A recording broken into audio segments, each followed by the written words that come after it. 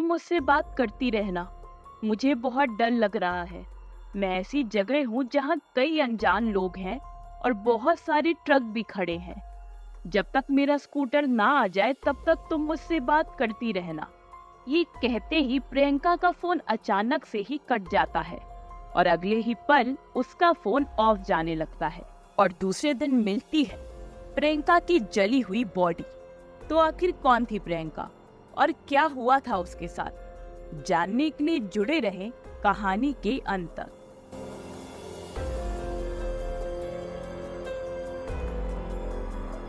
हैदराबाद निवासी प्रियंका रेड्डी होनहार और दिल में लोगों की मदद करने का जज्बा। जब भी प्रियंका किसी मजबूर इंसान और बेजुबान जानवरों को तकलीफ में देखती, उसके दिल से आह निकलती। तो वो बस यही सोचती कि काश मैं भी इन बेजुबान जानवरों के लिए कुछ कर पाती। समय बीतता गया और उसकी भावनाएं और मजबूत होती गईं और इसी सोच के साथ पलती बढ़ती प्रियंका ने ठान लिया कि उसे जानवरों के लिए कुछ करना है और पूरी मेहनत करके अब वो एक वेटनरी डॉक्टर भी बन चुकी थी। प्रियंका रेड्डी महबूब नगर जिले के कोल्लूर में पशु चिकित्सक के तौर पर काम करती थी।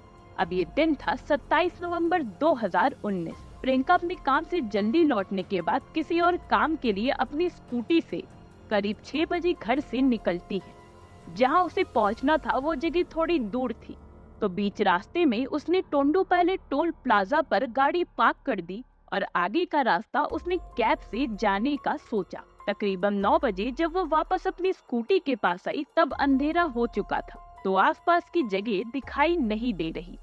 वहाँ सिर्फ ट्रक खड़े नजर आ रहे थे। दरअसल उस जगह शाम को दूर दूर से आ रहे ट्रक ड्राइवर रुककर थोड़ा आराम कर लिया करते थे, तो इसलिए वहाँ पर ट्रक ही ट्रक खड़े थे। प्रियंका ने जहाँ स्कूटी खड़ी की थी वो ट्रक के पास ही थी। वो तुरंत अपनी स्कूटी के पास जाती है। अब प्रियंका थोड़ा घबरा गई थी क्योंकि उसे लगा कि ट्रक के आसपास खड़े लोग उसे घूर रहे हैं। प्रियंका ने तुरंत स्कूटी स्टार्ट की, लेकिन थोड़ा आगे चलाने पर उसने देखा कि स्कूटी तो पंक्चर हो रखी है। प्रियंका को परेशान देख ट्रक के पास से एक लड़का भागता हुआ आया और प्रियंका की मदद करने के लिए बोला कि पास में ही एक पंचर ठीक कराने वाला है और वहाँ से वो पंचर बनवा लाएगा। प्रियंका के पास भी कोई दूसरा ऑप्शन नहीं था। उसने उस लड़के को स्कूटी दे दी। पंक्चर बनाने वाला पास में ही था। वो लड़का स्कूटी लेकर पंक्चर बनवाने चला जाता है। अब प्रियंका वहाँ टोल के पास अकेली ही खड़ी थी। उसे डर लग रहा था, तभी उसने अपनी छोटी बहन को फोन किया और घबराते हुए बताया कि वो टोल के पास खड़ी है और उसकी स्कूटी पंचर हो गई है, लेकिन उसे ऐसा लग रहा था कि कई आंखें उसे घूर रही हैं। उसने अपनी बहन को बोला कि जब तक मैं यहाँ से ना निकलूं, फोन पर बात करती रहो। लेकिन तभी हड़बड़ाहट में प्रियंका का फोन कट जाता है। उसकी बहन प्रियंका की बातें सुनकर परेशान हो जाती है और कुछ देर बाद प्रियंका को फिर से फोन लगाती है, लेकिन इस बार प्रियंका का फोन ऑफ आ रहा था। अब उसकी बहन डर जाती है और बीच बीच में प्रियंका को फोन करती रहती है, लेकिन कोई फायदा नहीं होता। अब रात के 1 बज चुके थे और प्रियंका का कुछ अता पता नहीं था। थक हार कर प्रियंका के घर वाले 1 बजे पुलिस के पास पहुंचते हैं और पूरी बात पुलिस को बताते हैं। पुलिस ने सुबह होने का इंतजार किया और इस बात को सीरियस नहीं लिया। दूसरे दिन 28 नवंबर 2019 की सुबह 5:30 बजे पुलिस को एक फोन आता है। पुलिस फौरन वहां पहुंचती है जहां से फोन आया था। वो जगह हैदराबाद बेंगलुरु हाईवे पर थी। वहां का नजारा देखकर पुलिस की भी रूह कांप गई और वहां थी किसी की जली हुई लाश।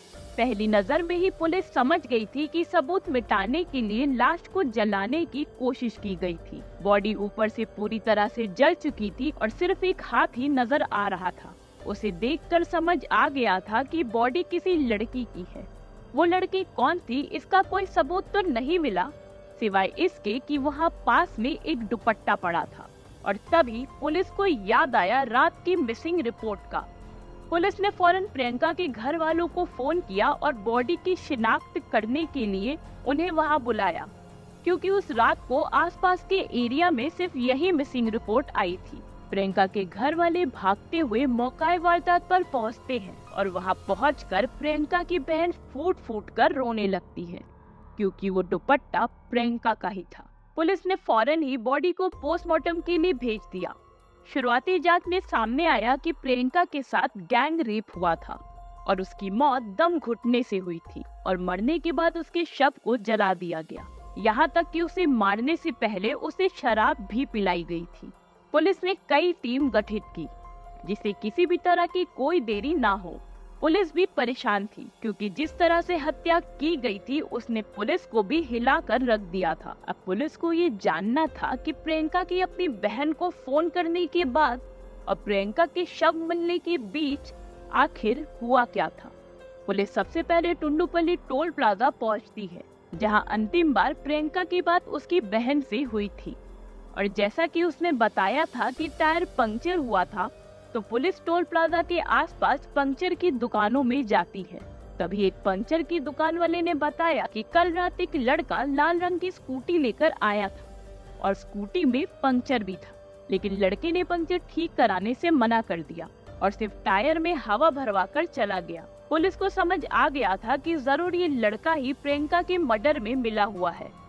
पुलिस ने टोल प्लाजा के आसपास की सीसीटीवी फुटेज देखी तो उसमें प्रियंका गाड़ी लेकर आती हुई नजर तो आ रही थी, लेकिन इसके बाद वो किसी भी सीसीटीवी फुटेज में नजर नहीं आई।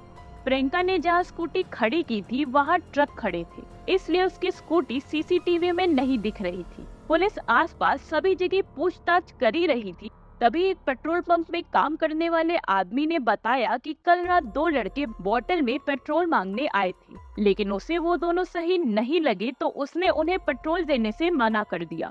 जब पुलिस ने सीसीटीवी फुटेज में उन लड़कों को देखा तो नजर आया कि वो दोनों प्रियंका की ही स्कूटी से पेट्रोल पंप आए थे। लेकिन एक और चीज थी जो कि पुलिस ने नोटिस की। एक ट्रक स्कूटी के पीछे पीछे चल रहा था और इस ट्रक को पुलिस ने पहले भी टोल प्लाजा की सीसीटीवी में देखा था जहां प्रियंका ने स्कूटी पार्क की थी। जब इस ट्रक का पुलिस ने पता लगाया तो उसके ड्राइवर और हेल्पर का पता चला और ट्रक में जो हेल्पर काम करता था वही पेट्रोल पंप में सीसीटीवी में पेट्रोल मांगता नजर आता है। पुलिस ने तुरंत उसको गिरफ्तार कर लिया, लेकिन उसने 3 और लोगों के नाम लिए जो कि प्रियंका के मर्डर में उसके साथ मिले थे। वो तीनों उसी के साथ काम करते थे, जिसमें से एक तो उसी ट्रक का ड्राइवर था। पुलिस ने 4 लोगों को गिरफ्तार किया, जिसमें से ड्राइवर मोहम्मद आरिफ जो कि 27 साल का था, क्लीनर नवीन जो कि 20 साल का था, केशव जो कि 21 साल का था और शिवा जो कि सिर्फ 20 साल का था।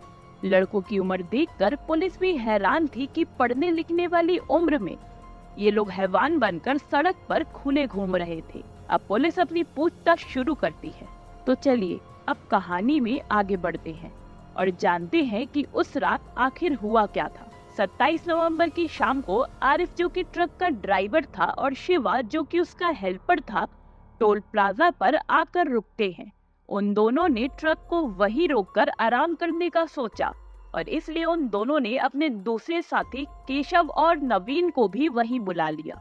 शाम 6:30 बजे के करीब ये चारों अपने ट्रक में ही बैठकर शराब पी रहे थे। तभी वहां पर इन्हें प्रियंका दिखी जो कि अपनी गाड़ी को पार्क कर रही थी। उन चारों की नियत प्रियंका को देखकर वहीं खराब हो गई थी और जैसे ही प्रियंका वहां गाड़ी खड़ी करके आगे चली गई, इन चारों ने प्लान बनाया कि प्रियंका की गाड़ी को पंक्चर करके उसकी मदद के बहाने ये लोग उसका फायदा उठाएंगे। और प्लान के मुताबिक केशव ने प्रियंका की गाड़ी को पंक्चर कर दिया। रात के 9 बजे के करीब जब प्रियंका वापस आई तो उन चारों में से एक जिसका नाम शिवा था वो भागते हुए उसकी मदद करने के लिए आया। प्रियंका इन दरिंदों की साजिश से बेखबर शिवा को स्कूटी बनाने के लिए दे देती है। तभी प्रियंका वहाँ अकेली घबराई हुई थी तो उसने अपनी बहन को फोन लगाया, लेकिन उसके फोन रखते ही पीछे से आरिफ, नवीन और केशव ने प्रियंका को पकड़ लिया और खींचते हुए पास के ही एक सुनसान प्लॉट में ले गए। प्रियंका शोर मचा रही थी तो इन तीनों ने जबरदस्ती उसे शराब पिलाई। जब वो थोड़े नशे में आ गई तब इन तीनों ने उसके साथ हैवानियत की सारी हदें पार कर दी। शिवा तब तक स्कूटी लेकर वापस आ गया था और अब उसने भी प्रियंका का बलात्कार किया। प्रियंका ना चिल्लाए इसलिए उन्होंने प्रियंका के मुंह को हाथ से तेजी से बंद कर दिया, जिसकी वजह से दम घुटने से उसकी वही मौत हो गई। और अब इन चारों को अपने जुर्म को छुपाने के लिए प्रियंका की लाश को ठिकाने लगाना था। तो उन्होंने सोचा कि शहर से बाहर हाईवे के आसपास सुनसान जगह मिलते ही वो प्रियंका की लाश को जला देंगे और इसीलिए उनको पेट्रोल चाहिए था। उन्होंने आगे प्लान बनाया और लाश को ट्रक में रखा और आगे निकल गए। पेट्रोल लेने के लिए शिवा और नवीन गए और वो भी प्रियंका की ही स्कूटी से, और वहीं आरिफ और केशव ट्रक से ही धीरे धीरे स्कूटी के पीछे चल रहे थे। जब शिवा को पेट्रोल मिल गया तब वो हाईवे से होकर शहर से बाहर निकल गए। थोड़ा दूर चलने पर शिवा ने स्कूटी की नेम प्लेट निकालकर स्कूटी को झाड़ियों में फेंक दिया और अब चारों ट्रक पर ही बैठकर 15-20 किलोमीटर आगे चलने के बाद एक सुनसान इलाका मिलते ही उन लोगों ने एक ब्रिज के साइड में ट्रक को रोका और प्रियंका की बॉडी को ब्रिज के नीचे लेकर आ गए। शिवा ने तुरंत पेट्रोल डाला और आरिफ ने आग लगा दी और थोड़ी देर रुकने के बाद वो सब वहां से भाग गए। ये पूरी वारदात सुनकर पुलिस भी हैरान थी कि इन दरिंदों ने जिस घटना को अंजाम दिया था वो सोचते भी परे थी। पुलिस ने सब कुछ 4 दिसंबर से हिरासत में ले रखा था। अब पुलिस को सबूत इकट्ठा करने थे, जिसके लिए पुलिस को कुछ और समय चाहिए था, क्योंकि पुलिस केस को किसी भी हालत में कमजोर नहीं करना चाहती थी। कोर्ट ने पुलिस को पूछताछ करने के लिए कुछ और दिन दिए। अब तक पूरे देश में खबर फैल चुकी थी और हर तरफ लोग नाराज थे। आरोपियों को फांसी पर लटकाने के लिए लोग सड़कों पर उतर आए। पुलिस पर भी प्रेशर बढ़ता ही जा रहा था। पुलिस सबूत इकट्ठे करने लगी।